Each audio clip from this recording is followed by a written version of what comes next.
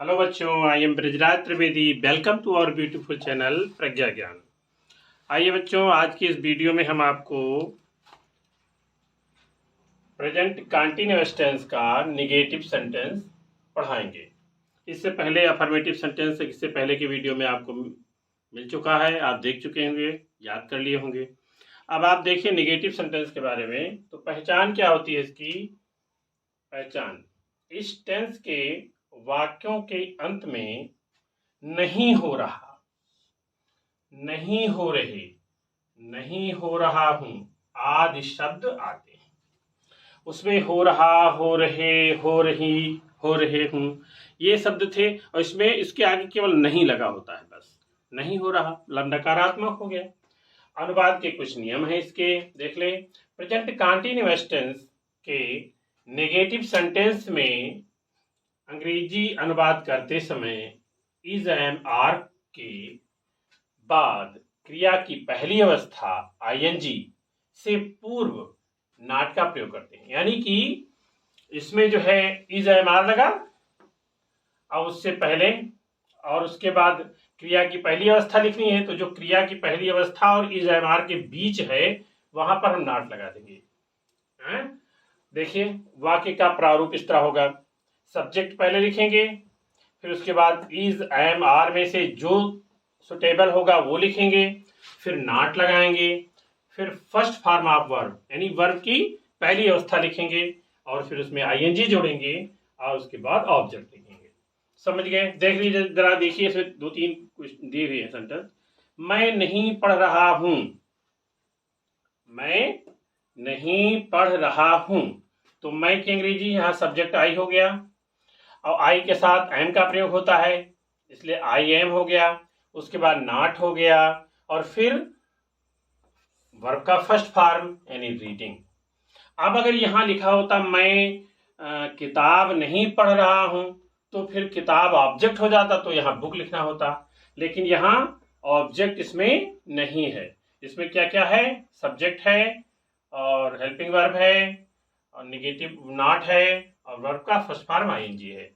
समझ में? रीड मैंने पढ़ना, रीड में आईएनजी जोड़ देंगे तो क्या हो जाएगा? रीडिंग हो जाएगा। समझना? तो अब इसमें क्या करेंगे? दूसरा देखिए, वह नहीं खेल रहा है, इसमें सब्जेक्ट कौन होगा? वह होगा। वह के लिए ही का प्रयोग हो गया, फिर ही के साथ ही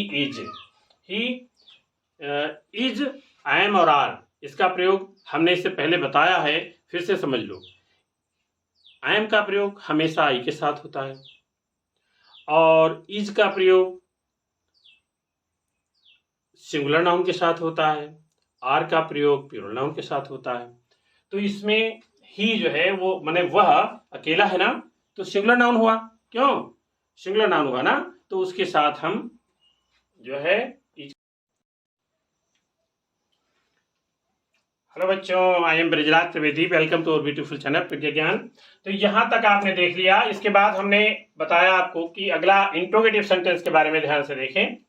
तो अनुवाद के नियम, यदि प्रश्नवाचक वाक्य का आरंभ क्या शब्द से हो तो अंग्रेजी अनुवाद करने में क्या की अंग्रेजी नहीं लगाते, बल्कि इज एम आर को सब्जेक्ट से पहले लिख देते हैं।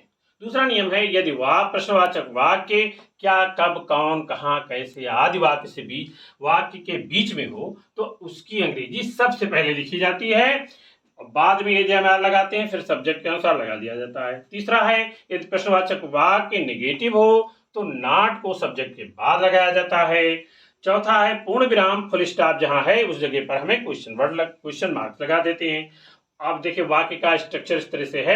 यदि वाक्य के आरंभ क्या से हो तो is am are plus subject plus verb का first form plus I N G plus object और उसके बाद क्वेश्चन मार्क लगा देते हैं। यदि प्रश्नवाचक शब्द वाक्य के बीच में हो क्वेश्चन, तो फिर क्वेश्चन वर्ड पहले लिखेंगे, फिर इज एम आर में से जो सुटेबल हो वो लिखेंगे, फिर सब्जेक्ट लिखेंगे, फिर फर्स्ट फॉर्म ऑफ वर्ब लिखेंगे, फिर आईएनजी जोड़ेंगे और फिर ऑब्जेक्ट लिखेंगे, उसके बाद क्वेश्चन मार्क लगा देंगे। देखिए जैसे क्या वह बोल रहा है, तो यहाँ क्या पहले है इसलिए हम नहीं लिखते। इज ही स्पीकिंग, क्या वह बोल रहा है।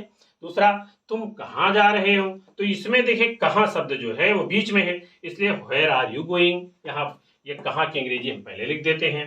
इसमें देखिए क्या करीम नहीं दौड़ा या नेगेटिव है, तो इज करीम नॉट रनिंग, समझ गए ना। तो इस तरह से ये पूरा आप याद कर लीजिए, और अगर वीडियो पसंद आ रहा है तो शेयर करिए और खूब मन लगा के पढ़ते रहिए। Thanks for watching.